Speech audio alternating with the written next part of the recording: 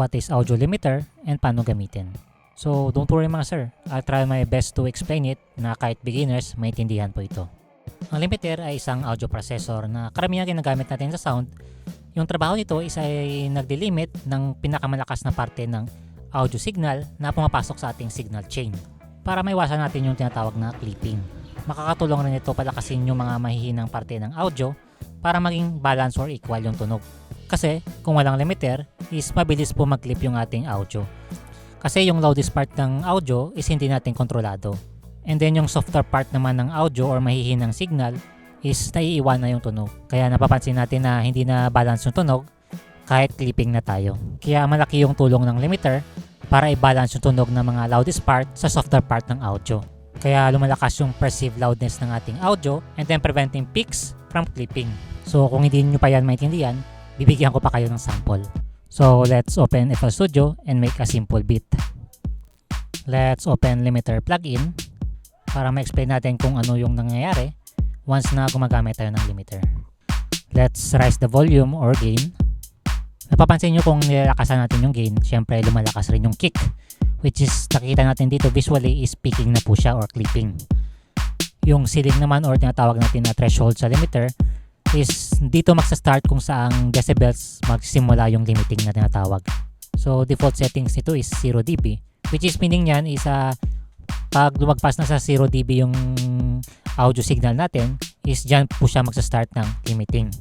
Ibig sabihin, yung audio signal is hindi na po lalagpas sa 0 dB kasi dyan lang natin sinet yung ating limiter. Pansin rin natin na medyo humina na yung tunog ng kick drums and then sumasabay na rin yung hi-hats, which is kanina kung hindi natin in-engage yung limiter is parang hindi natin napansin yung tunog niya. Kasi sobrang lakas ng kick and picking po siya. So paano naman gamitin and i-set up yung limiter sa ating processor? First, kung gumagamit ka ng Drive Rack PA2, mas makakasabay ka dito. Pero parang same ano rin siya ng idea rin yan ng mga analog na limiters. First is to select the limiter. Napapansin nyo is naka-off pa siya ngayon. So on lang natin and then syempre mapapansin natin yung threshold is default set to 0 dB. So when the audio signal reaches 0 dB, syempre magde-limit na po yan. So hindi niya na ilalabas o ilalakas yung volume ng ating sound. Actually yung 0 dB na threshold is masyado po yung mataas sa mga standard na paggamit ng limiter. So mahihirapan ka pa yan magpiga ng volume mo kasi parang lalakasan mo talaga yan. So palitan natin yan sa medyo mas sabihin natin yung volume na maramdaman natin na ganun ng kalakas yung setup natin o yung sound natin.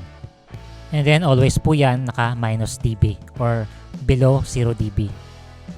Ibig sabihin yan isa hanggang minus 20 dB lang talaga yung ilalabas na volume ng setup ko kasi nakalimit po ako. Yan po yung isang purpose ng limiter.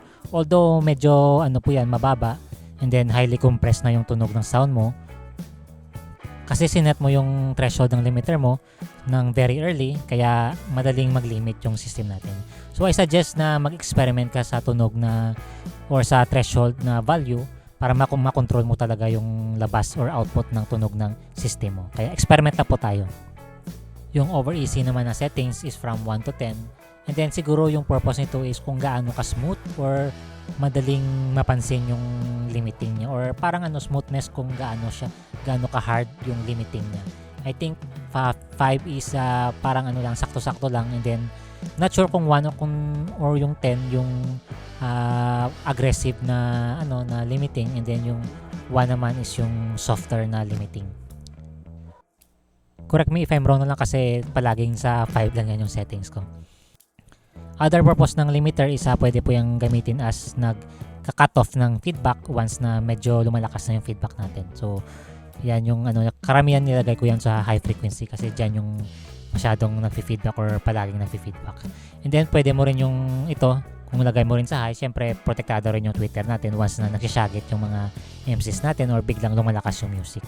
So yan yung trabaho ng limiter is to protect our gears and syempre nagpapaganda or nagpapalinis ng output ng ating audio signal. So hope you like our video. Thank you again sa panonood.